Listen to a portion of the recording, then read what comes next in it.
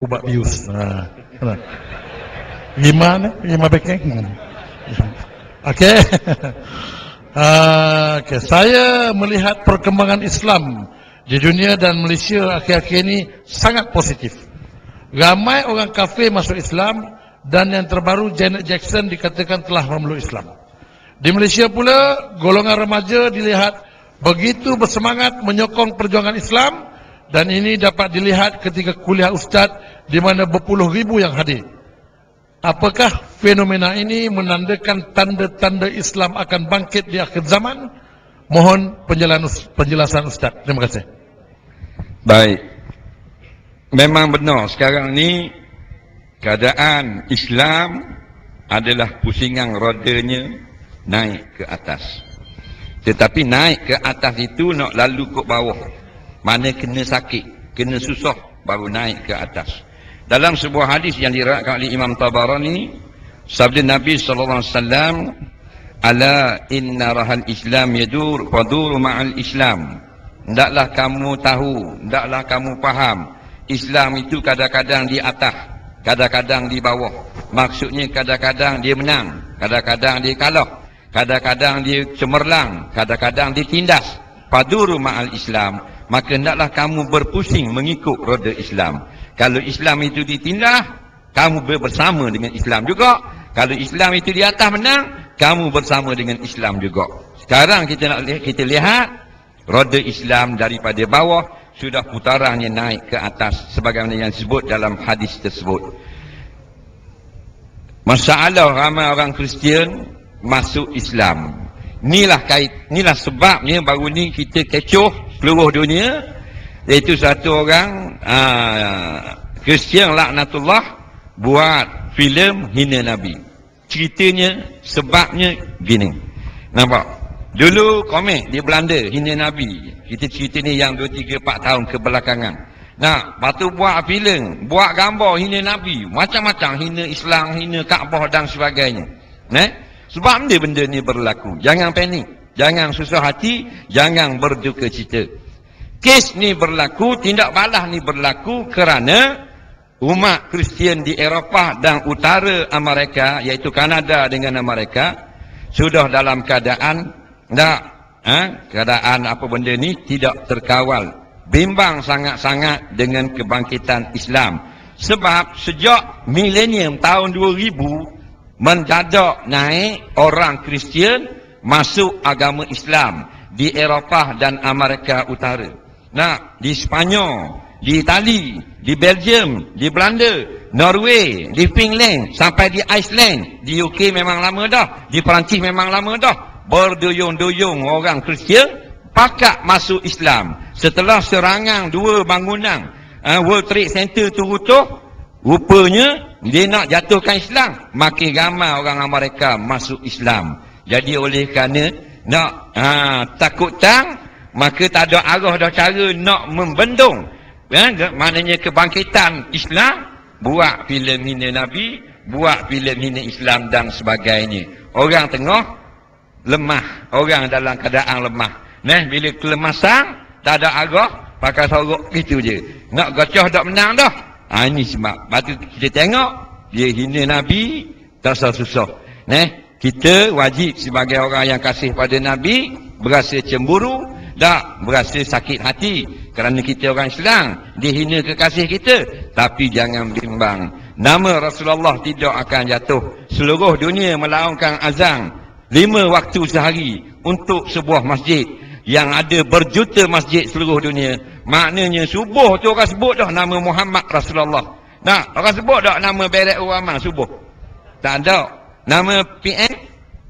Kau tak ada lagi. Lincoln Ye?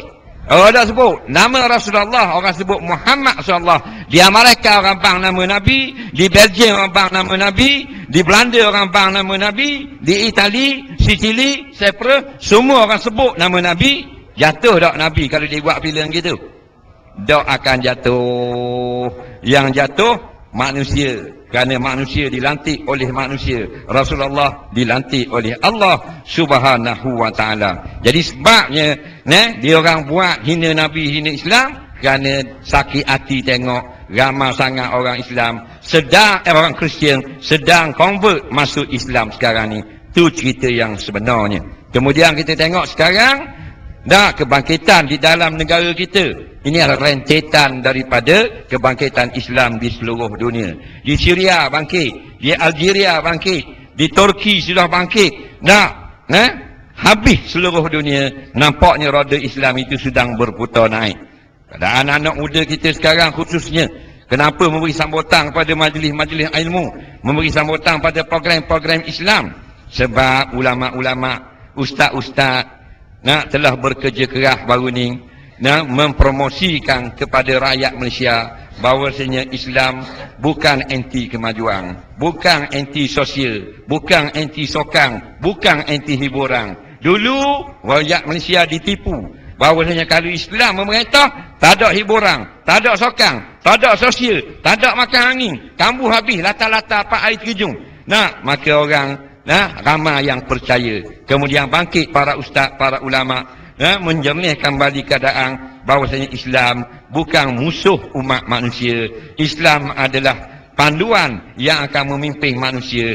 Orang mula percaya, mula yakin bila melihat bahawasanya segenap aspek kehidupan kita sebenarnya amat sesuai dengan Islam. Sebab itulah sekarang kita tengok ustaz-ustaz, program-program ada berarok motosikal. Maknanya budak-budak ni disuka motosikal. Dibenarkan oleh ulama-ulama berarok motor. Ekspedisi, ada solat. Dok macam dulu. Dulu berarok saja macam orang gila. Hari ni berarok, ada solat. Kemudian kita buat pertandingan bola, buat pertandingan futsal, badminton dianjurkan oleh ulama. Akhirnya orang sedar sesuai sungguh Islam ini. Kita tengok sekarang kuliah-kuliah oleh ustaz-ustaz, tok guru. Memberi maknanya penerangan yang jelas sehingga anak-anak muda rasa tertarik. Tidak ada baca kokak. Budak nak pergi sejid pun malas. Pergi sekali tak mau pergi dah. Apa? Tak faham benda, tak faham. Bendanya kata dah tahu, demikian itu demikian. Demikian ini, itu demikian.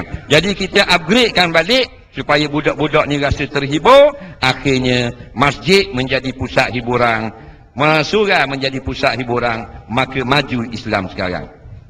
Batu orang tanya, berapa orang tak mau pergi sejid tak? Berapa orang tak mau pergi surau? Kita kata jadikanlah masjid dan surau pusat hiburan. Baru orang pergi. Pusat hiburan kau ni pula kita buat pampel kat Tok Imam. Yang bodoh tak mau. Dengar molek. Hiburan maksudnya gini. Kita ni orang-orang muda istimewanya suka tak benda hiburan? Sukalah. Oleh kerana di masjid tak ada terhibur, tak rasa terhibur, maka kerajaan wak mari buat musim, buat musimnya. Wak mari kalau dikir barat, adik wani. Pasal hiburan kita tak ada. Cuba kita jadikan masjid dan surau itu orang pergi rasa terhibur. Orang pergi rasa terhibur. Dengan imamnya orang muda baca sedap, mendayu-dayu. Ada buat maknanya marhaban. Ada buat selawat ramai-ramai pula. Ada buat ngajar pula Tuhan anak muda. Jadi orang rasa terhibur. Pergi kuliah rasa terhibur. Sembahyang jemaah rasa terhibur. Baca Fatihahnya sedap. Surahnya seronok dengar. Maka anak-anak muda seronok tak pergi sejid. Seronok lah. Kalau dulu dah Tok Imam. Banyak tubik dalam negung. Jadi sekarang banyak dah. Maknanya apa yang diberi oleh ulasan-ulasan para ustaz yang buat kuliah seluruh negara menarik hati anak-anak muda. Seronok disetuh bak anak muda, setuh lagu anak muda, setuh hukum muzik, setuh maknanya pakaian. Jadi anak muda rasa, kalau gitu aku seronok. Aku kena dengar hukum hakam. Itulah sebenarnya yang menarik rombolan anak-anak muda sekarang nak memenuhi program-program ilmu, program-program ulama, program-program Islam seperti ini. Bagi pendapat saya lah. Wallahu a'lam.